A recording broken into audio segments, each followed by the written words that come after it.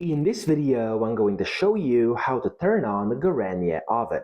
Now, the first thing you want to do, you want to pop out these two buttons. So go and press it and it's going to pop out. And then this one over here as well.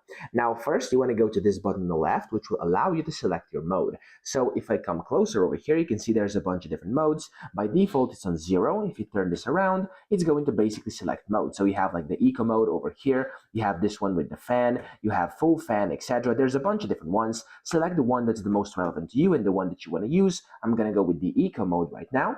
And then the second thing you want to do is here on the right, which is setting your temperature. So you want to start spinning this button like this. So just turn it around and then select the temperature you want it to be at. So for example, I'm just going to go to 150 right now, just like this. There we go. And then to actually finally turn it on, you have to press this button over here, which is going to be the play or pause. And then whenever you do that, it's actually going to turn on just like this. As you can see, it says eco, it beeps, and there we go, it's actually started. So that's it. I hope this video helped you out. If it did, please subscribe to the channel and help me out as well.